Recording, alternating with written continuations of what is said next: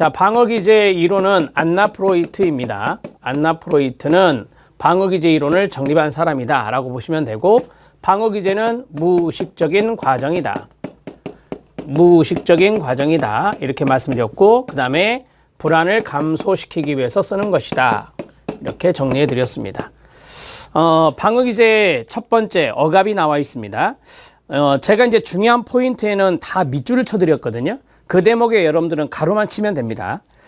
억압은 억제와 다릅니다. 억제는 의식적인 과정을 억제라고 하는 거고요. 억압이라고 합니다. 가장 흔하게 사용되는 무의식적인 정신기제로서 억압을 통해 자아는 고통스럽거나 위협적인 충동, 감정, 소원, 환상, 기억 등을, 자, 여기 위에가 의식이다, 아래가 무의식이다 생각하세요. 무의식 영역으로 추방하는 겁니다. 그게 바로 억압입니다. 무의식 속으로 추방시켜 의식화되는 것을 막아주는 겁니다. 여기까지 알아놓으셔야 돼요. 이게 나오면 억압이다 라고 보시면 돼요. 아침에 일찍 일어나기 싫어하는 사람이 자명종 소리를 못 들었다고 하거나, 하기 싫고 귀찮은 과제를 하지 않고 깜빡 잊었다고 하거나, 이런 것들이 무의식적으로 쓰는 억압에 해당되는 것들입니다. 되게 하기 싫은 것들, 귀찮은 것들, 그 다음에 여러 가지의 상황이 있겠죠. 자기가 하기 싫은 일이나 아니면 자기가 귀찮은 내용들이 있을 건데, 거기에 대해서 무의식적으로 나도 모르게 의식화되지 않도록 누르는 거예요. 그게 바로 억압이다. 자, 충분히 설명됐죠? 반동영성입니다. 반동영성은 거기 보면 정반대란 말이 보이시죠? 이게 중요한 건데, 용납할 수 없는 욕구나 충동, 감정을 그와는 반대의 강한 욕구나 감정으로 대체시켜 표현하는 방어기제로서 무의식적인 기제입니다. 이 속담 중에 가장 많이 나와요. 이게 미운 놈에게 떡 하나 더 준다 라고 하는 거. 그 다음에 자기를 학대하는 남편 앞에서 그 남편을 매우 사랑한다 라고 말을 하거나 행동하는 것, 이런 것들이 반동형성입니다. 퇴행의 별표, 퇴행은 시험에 잘 등장했던 것 중에 하나입니다. 퇴행, 리그레션은 이전의 단계로 돌아가는 걸 말합니다. 실패 가능성이 있거나 불안한 상황에 대한 해결책으로 초기의 발달 단계나 행동 양식으로 후퇴, 동그라미, 되돌아가는 걸 말합니다. 시험에 잘 나온 게 첫 번째 사례예요. 4살 난 아이가 동생이 태어나면 대소변을 못 가리고 다시 젖먹이로 돌아가는 행동을 한다. 이게 단독으로 시험에 나왔던 거고, 퇴행이 답이었습니다. 중병에 걸려 입원한 환자가 간호사에게 아이같이 졸라대는 모습도 일종의 퇴행입니다. 자, 동일시입니다. 긍정적인 동일시와 부정적인 동일시가 있다라고 하는데, 동일시는 닮는 것을 말합니다. 그 사람의 성격이나 역할을 따라서 그 자리에 가로 묶으시면 돼요. 자기의 일부로 삼는 것인데, 아버지를 무서워하는 아들이 그 아버지를 닮는 것, 이게 바로 동일시입니다. 강한 성적 욕망이 있는 여자가 화려한 여배우와 동일시하는 것, 닮으려고 하는 것, 이런 것들이 바로 동일시인데, 두 번째 것은 1급 시험에 출제되었던 것입니다. 그 다음에 보상 들어갑니다. 여기서 중요한 단어가 결함입니다. 결함. 우리가 어떤 결함이 있을 때 보상 심리가 작동한다라고 하잖아요. 그래서 결함을 극복하려는 심리기제를 말합니다. 신체적 구조, 성격적 특성, 지적 성취 등에 대한 실제적 또는 상징적 결함을 그와 다른 측면을 잘 해냄으로써 그 결함을 극복하려는 심리기제를 말합니다. 작은 고추가 맵다, 이런 것도 들어보셨죠? 이런 내용이 바로 보상과 연관성이 있습니다. 자신의 친부모에게 효도를 못한 사람이 있어요. 그러면 어떻게 보상할까요? 내 이웃의 노인을 극진히 부양하는 겁니다. 지금 효도를 못한 것이 바로 이 사람에게 있어서 결함인 거예요. 이것을 극복하기 위해서 어르신, 동네 어르신들을 극진히 잘 모시는 그러한 것들이 바로 일종의 보상이 되는 겁니다. 이 정도 정리하시면 됩니다. 자, 그 다음에 합리화입니다. 합리화는 아주 빈번히 사용하는 방어기제로서 의식하지 못한 동기나 결과로 어떤 행동을 하고 나서 이치에 닿는 이유를 대는 심리기제인데, 그 다음 가로 그럴듯한 이유를 대는 것이에요. 그럴듯한 이유 될 때 우리가 합리화하지 마, 이런 식으로 이야기하는 것이 바로 여기에 들어가는데, 자, 4가지의 기제가 있습니다. 심포도형, 그 자리, 별표. 가장 많이 출제되는 것이 심포도형이니까, 두 번째가 달콤한 레몬형, 투사형, 망상형, 4가지의 기제가 있습니다. 자, 심포도형은 사례 왼쪽에 쓰세요. 여우와 심포도입니다. 이소부화, 여우와 신포도라고 하는 이소부화가 바로 신포도형 기제와 연관성이 있습니다. 이렇게 정리하시고요. 첫 번째 들어갑니다. 어떤 목표를 달성하려 했으나 실패한 사람이 자신은 처음부터 그것을 원하지 않았다. 여호와 심포도의 이솝우화도 그러한 내용이죠. 달콤한 레몬령은 자기가 지금 가지고 있는 것이 남들이 봤을 때는 하찮은 것이고 보잘것없지만 자기 스스로 생각할 때 그게 최고의 것, 그가 원하는 것이라고 스스로 믿을 때 우리가 이것을 단 레몬령이라 합니다. 자기가 현재 가지고 있는 것이 남들이 볼 때는 별 볼 일 없는 것이지만 본인은 바로 그가 원하던 것이라고 스스로 믿게 되는 것입니다. 투사형은 우리가 뒤에 투사 나와요. 남 탓하는 거거든요. 쉽게 말하면. 그래서 우리가 나 시험 망쳤어. 시험 문제가 진짜 어려웠거든. 이럴 때 시험 문제를 탓하거나 시험 문제를 출제한 선생님을 탓한다. 이럴 때는 투사라고 하거든요. 그렇게 우리가 변명할 때는 또 투사형 합리화가 될 수 있는 거예요. 그래서 투사형 합리화와 투사를 같은 맥락으로 보시면 되는 겁니다.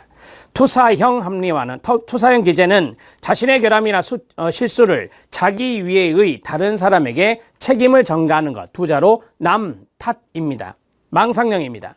우리가 피해망상, 과대망상 이런 것들을 이야기하는데 허구적인 신념입니다. 거기에 허구적 신념에 가로 묶어주세요. 원하는 일이 마음대로 되지 않을 때 자신의 능력에 대해 허구적 신념을 가짐으로써 실패의 원인을 합리화하는 것입니다. 한마디로 망상적으로 변명을 하는 것입니다. 그게 바로 허구적 신념을 가지고 변명을 할 때를 말하는 것입니다. 자, 여기에서 심포도형 하나 기억하시면 돼요. 그 다음에 대치입니다. substitution이라고 하는 것은 대체하다, 대치라고 하죠. 그러면은 비슷한이 중요한 단어가 돼요. 비슷한의 동그라미, 정서적으로 아주 귀중한 대상이지만 받아들일 수 없는 대상을 심리적으로 용납되는 비슷한, 다른 대상으로 무의식적으로 대체하는 걸 말하는데 꽝 대신 닭이 여기에 들어갈 수 있습니다. 오빠에게 매력을 느끼는 동생이 있습니다. 비슷한의 동그라미, 그와 비슷한 용모를 가진 사람을 사귈 때 우리는 이것을 대치, 이렇게 말할 수 있습니다. 전치입니다. 전치는 대치보다 더 중요합니다. 전치는 덜 위협적인 대상에게 옮기는 건데요. 자, 거기 보면 전위라고도 되어 있습니다. 동의어입니다. 자, 실제로 있는 어떤 대상에 향했던 감정 그대로를 다른 대상에게 표현하는 것으로 전치와 대치는 유사한 개념이 될 수도 있지만 대치는 대체물이 되는 대상 자체를 강조하는 것이고 전치는 대상에 대한 감정에 강조점을 두는 차이가 있습니다. 그 다음이 중요한 거예요. 충동 등을 덜 위협적인 대상에게 옮기는 것. 여기서 진짜 중요한 것은 덜 위협적, 이게 중요한 거예요. 자, 우리가 화가 나면 문에 화풀이 하면서 문을 꽝 닫고 나옵니다. 이게 일종의 전치거든요. 자, 거기 보면 종로에서 빰 맞고 한강에서 화풀이 한다. 이런 것들이 대표적인 전치가 되는 것입니다. 자, 아빠가 직장 상사에게 야단을 맞았습니다. 집에 와서 자녀들에게, 와이프에게 화풀이 합니다. 이게 바로 전치에 해당되는 것입니다. 자, 짜증나는 일이 있어서 자녀에게 화풀이 하는 것, 이런 것들이 다 전치의 사례가 될 수 있다. 전치는 시험에 나올 확률이 아주 높은 거니까 잘 알아놓으세요. 투사 나왔습니다. 남탓이라고 쓰면 됩니다. 투사 오른쪽에 남탓이라고 쓰시고요. 자, 자신의 바람직하지 못하고 용납될 수 없는 생각이나 충동을 다른 사람 때문이라고 다른 사람에게 책임을 전가시킴으로써 자신의 열등감에서 탈피하려는 겁니다. 자신이 누구를 미워할 때 그가 자신을 몹시 미워하기 때문에 자신도 그를 미워한다고 합니다. 내가 저 사람 미워하는 거 아니야. 저 사람이 나 미워하니까 내가 미워하는 거지. 이런 것들이 바로 투사하고 있는 겁니다. 상징화, 이건 참고하셔도 됩니다. 어떤 사람이나 사물에 부착된 감정적 가치를 어떤 상징적 표현으로 전치하는 과정을 말하는데 꿈이라든지 공상이라든지 신화, 이런 것들이 바로 상징화라고 말할 수 있습니다. 분리, 이 분리는 대개 감정 분리입니다. 감정을 두 가지의 감정을 이렇게 나누는 거라고 보시면 되는데요. 고통스러운 생각이나 기억을 그의 수반된 감정 상태와 분리시키는 것으로서 고통스러웠던 사실은 기억하지만 감정 정서는 억압함으로써 지각하지 못하게 하는 것입니다. 자, 이 밑에 사례 보면 이해되세요. 아버지의 죽음에 대해 말할 때는 슬픈 감정을 느꼈던 청년이 아버지를 연상시키는 영화를 보면서 비통하게 우는 때 우리가 이제 느끼지 못했던 청년이 아버지를 연상시키는 영화를 보면서 비통하게 우는 것입니다. 우리가 앞에는 슬픈 감정을 느끼지 못했다라고 했잖아요. 그러니까 앞에는 슬픈 감정이 없는 것이고 뒤에는 비통하게 울었다라고 했으니까 슬픈 감정이 나타나는 거죠. 이런 것들이 이제 감정 분리와 연관성이 있다라고 보시면 됩니다. 그런 것들이 바로 이제 무의식적으로 나타났을 때 우리가 아이솔레이션 분리 방어 기제를 한다. 분리 방어 기제는 아직까지 나온 바가 없습니다. 부정입니다. 부인인데요. 이거는 인정하지 않는 겁니다. 자, 의식적으로 참을 수 없는 생각이나 욕구를 무의식적으로 부정하는 것, 인정하지 않는 것으로서 현실적인 사실을 없는 것처럼 생각하거나 자기가 바라는 대로 공상해버리는 것입니다. 대개 시한부 인생을 선고받으면 인정하지 않죠. 이런 것들이 여기에 들어갑니다. 정말 소중한 사람이 내 곁을 떠났습니다. 인정하지 않죠. 이런 것들이 바로 다 부인의 방어 기제를 쓰는 겁니다. 어머니가 사망했음에도 불구하고 며칠 여행을 떠나 있는 것처럼 생각하는 것이나 암 환자가 자기의 병을 부정하는 것이나 이런 것들이 여기에 들어갑니다. 승화입니다. 별표, 승화는 긍정적 방어 기제라고 합니다. 대개 이것은 스포츠, 예술, 문화 이런 쪽으로 많이 승화가 이루어지죠. 이 승화는 사회적으로 용납되는 바람직한 방향으로 나타나는 걸 말해요. 그래서 우리가 긍정적 방어 기제라고 하는데 원초적이고 용납되지 않은 욕구를 적절히 억압할 수 없을 때 가로 사회적으로 용납되는 윤리적이고 보다 보람 있는 행동 양식 가로 닫고 이것으로 전환하여 표출하거나 간접적으로 표현하는 기제가 승화입니다. 성적 충동이나 폭력에 대한 충동이 각종 예술이나 종교나 문화, 과학 등을 통해서 나타나는 겁니다. 1급 시험에 나왔던 것이 이거예요. 유명한 폭력배가 있습니다. 조직폭력배가 있는데 그 사람이 권투 선수가 되어서 챔피언이 된 거죠. 이게 바로 이제 스포츠로 승화가 된 것입니다. 이런 것들이 나왔기 때문에 말씀을 드립니다. 해리입니다. 해리는 이중성, 양면성이라고 써주세요. 이중성, 양면성 이런 것들이 여기에 들어가고 자, 해리장애라고 하는 것이 있어요. 해리장애는 기억상실증을 말하는 거죠. 그러니까 기억상실증에 걸리기 전의 세계와 기억상실증이 걸린 시기 이 두 가지 세계가 달라요. 이게 바로 이중성 양면성이다 이렇게 말할 수 있어요. 자, 마음을 편치 않게 하는 근원적인 성격의 일부가 그 사람의 의식적 지배를 벗어나 마치 하나의 다른 독립적 성격인 것처럼 행동하는 경우이며 양면성, 동그라미, 이중성, 동그라미 이러한 특징이 있습니다. 자, 지킬 박사와 하이드 그 자리 별표 이 문학작품은 인간의 선과 인간의 악한 면을 이야기하고 있는 거예요. 그래서 이중성을 이야기하는 것이라서 이건 해리와 연관성이 있습니다. 이중인격자, 목류병, 건망증 또는 기억상실증 이런 것들이 여기에 들어갑니다. 저항입니다. 여러분이 알고 있는 그대로 이해하시면 됩니다. 무의식의 내용을 의식화할 때 심층에서 이 의식을 방해하는 기제로서 억압된 감정이 의식화되면 너무 고통스럽기 때문에 대개가 기억이 없다고 답변하는 경우가 많아요. 이런 것들이 일종의 저항입니다. 정신분석 도중 환자가 침묵을 하거나 꿈을 기억하지 못한다거나 의자가 불편하다고 트집을 잡는다거나 이런 것들이 저항이라고 하는 방어 기제를 쓰는 겁니다. 내면화, 내면화는 이렇게 쓰시면 돼요. 내 탓입니다. 내면화는 내 탓, 내면화, 내사, 투입인데요. 이건 투사와 반대가 돼요. 자, 외부의 대상을 자기 내면의 자아체계로 받아들이는 기제다. 이거 시험에 나왔거든요. 별표 하나 쳐주시고 자, 어머니를 미워하는 감정이 있어요. 근데 그걸 내가 수용할 수가 없어요. 그래서 자기 자신을 미워하는 것으로 대체하는 거예요. 자, 엄마 탓할 수 없으니 다 자기 탓으로 돌리는 거죠. 이게 바로 투입, 내사, 내면화입니다. 원상복귀 별표. 원상복귀는 시험에 출제가 됐습니다. 최근에. 원상복귀는 undoing으로서 취소, 무효화라고 합니다. 자, 바람 피우는 남편이 있습니다. 아내에게 비싼 선물을 사가지고 갑니다. 이게 바로 취소, 무효화, 중화 이렇게 말합니다.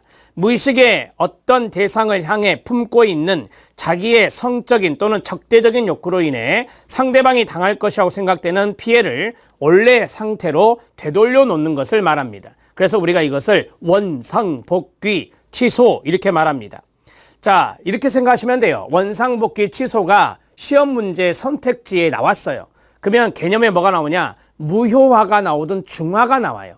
그러면 이것이 해결됩니다. 최근에 문제 보시면 개념 문제에 그렇게 냈거든요. 그리고 여비서에게 성적으로 끌리는 것을 느낀 남자가 부인에게 줄 비싼 선물을 사는 행위 이렇게 돼 있어요.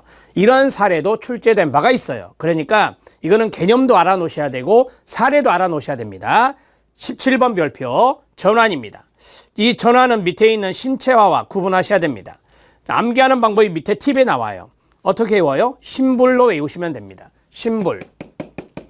심불은 뭐냐? 신체화는 불수의근이다 이거예요. 그러면 수의근은 뭐냐? 전환이다 이거예요. 자, 전환. 심리적 갈등이 신체 증상, 수의근과 감각기관, 그 자리 형광펜으로 밑줄, 이것으로 바뀌는 것을 말합니다. 자, 내가 심리적인 갈등이 있어요. 사지가 막 떨립니다. 이게 전환이라고 하는 거예요. 눈꺼풀이 떨립니다. 그리고 입맛도 사라집니다. 이게 감각기관이니까 전환입니다. 글을 쓰는데 갈등을 느끼는 소설가가 원고를 쓰는 오른팔에 마비를 가져오는 것, 오른팔의 동그라미, 수의근입니다. 군에 입대하기 싫어하는 사람이 입영 영장을 받아보고 시각의 동그라미, 감각기관입니다. 시각장애를 가져오는 경우도 전환입니다. 신체화가 있습니다. 신체화는 불수의근입니다. 이 불수의근은 대개 이런 거죠. 내장근과 심장근이죠. 내장근과 심장근. 상당히 스트레스를 받으면 속이 엄청 쓰립니다. 상당히 스트레스를 받으면 심장이 벌렁벌렁 떨립니다. 이런 것들이 바로 이제 신체화에 들어가는 거예요.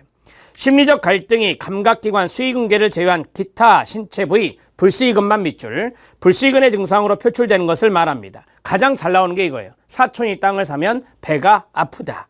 거기까지 끊어요. 이게 가장 많이 나오니까 거기 밑줄. 오랫동안 병원에 입원한 사람이 앰뷸런스의 소리에 갑자기 심장이 뛴다라고 하는 거죠.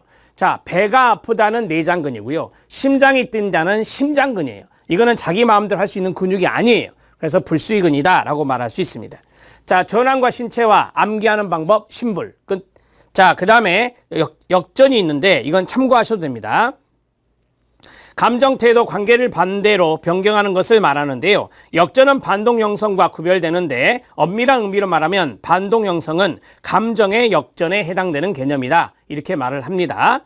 자, 극도로 수동적이거나 무기력한 어머니에게 무의식적으로 반항하면서 유능한 여성으로 성장한 사람이 자신의 성공에 대해 죄책감이나 불안을 경험한다면 역전이라고 합니다. 참고하셔도 돼요. 자, 그 다음에 지성화 주지아입니다. 지성화 주지아는 좀 이렇게 인텔리처럼 보이는 것이에요. 지적인 척 보이는 거예요. 그런 것들을 우리가 주지와 지성화라고 말합니다. 자, 고통스러운 감정과 충동을 누리기 위해서 그것들을 직접 경험하는 대신에 가로 그것들에 대해서 생각을 많이 하는 것입니다. 생각을 많이 하는 것, 이런 것들이 바로 지적인 척 하는 겁니다. 인텔리인 것처럼 인텔리인 척 하는 겁니다. 그래서 문제 해결에는 도움이 되지 않습니다. 요거 노트 해주세요. 문제 해결 도움 안 됨. 문제 해결에 도움이 안 된다. 이렇게 정리하시면 되겠습니다. 날개 쪽에 쓰시면 돼요. 어떤 청소년이 이성 친구와의 소개팅에서 바람을 맞았습니다. 친구들과 이야기하는데 상당히 그 이야기가 나올까봐 불안해하고 있어요. 그래서 이 청소년이 어떤 이성 간의 연애 철학, 대개 사례에서 이 철학이 나와요. 철학에만 동그라미 치세요. 연애 철학에 대해서 친구들과 계속 이야기하는 겁니다. 또 뭐 이런 것도 있을 수 있어요. 자녀가 학교에서 문제를 일으켰는데 이제 엄마가 그 선생님을 만나러 갑니다. 근데 거기에 대해서 자녀의 이야기를 이야기하면서 해결하려고 노력해야 되는데 뭐 교육 정책이라든지 아니면 교육에 대한 철학이라든지 그런 이야기를 선생님에게 늘어놓을 때 우리가 엄마가 바로 지성화, 주지화를 쓴다라고 말할 수 있어요. 그래서 철학이라고 하는 것이 이제 되게 나옵니다. 사례에서. 그래서 철학이라는 것이 나오면 주지와 지성화 이런 것들을 생각해 주시면 되겠습니다. 자, 교재에 있는 내용들을 다 설명해 드렸는데 여러분들이 어떤 부분이 좀 더 중요한지는 기출문제 보시면 확인이 싹 될 수 있어요. 그러니까 많은 이 방어 기제를 다 볼 필요는 없고 기출문제에서 나왔던 것들을 여기 안에서 보면 골라지거든요. 그래서 기출문제 최근에 2문제 정도 기억이 나요. 하나는 사례가 나왔고 하나는 개념이 나왔으니까 그거 보면은 충분히 이해가 되실 겁니다. 에릭슨 들어갑니다. 에릭슨은 날개 쪽에 써주세요. 에릭슨은 심리사회 이론이에요. 에릭슨은 심리사회 이론이고 이분이 강조한 것은 자아예요. 그래서 자아심리 이론의 학자라고 해요. 이분은 전생애를 구분했어요. 전생애를 구분했는데 프로이드와 달리 자, 전생애 8단계로 구분해요. 여기에서 가장 중요한 게 바로 이 녀석이 8단계 구분하는 것. 그리고 밑에 양가로 2번에 보면 에릭슨의 심리사회 발달 8단계 보이시나요? 네, 이 대목이 중요한 거예요. 거기에 별표 하나. 자, 에릭슨 이론의 기초 개념을 보면 자아 심리학, 점성의 원리, 위기가 있습니다. 자, 여기서 점성의 원리를 에릭슨이 말했는데요. 점성의 원리를 그림으로 표시하면 1단계에서 2단계로, 2단계에서 3단계로, 3단계에서 4단계로 쭉쭉쭉쭉 가겠죠. 8단계까지 온단 말이에요. 그러면 이전 단계의 발달 과업을 완수해야 2단계가 수월해지죠. 2단계 때 발달 과업을 완수해야 3단계가 수월해지는 거예요. 이렇게 발달 과업의 완수를 연쇄적으로 우리가 이해할 수 있는 것이 바로 점성의 원리다. 이렇게 생각하시면 됩니다.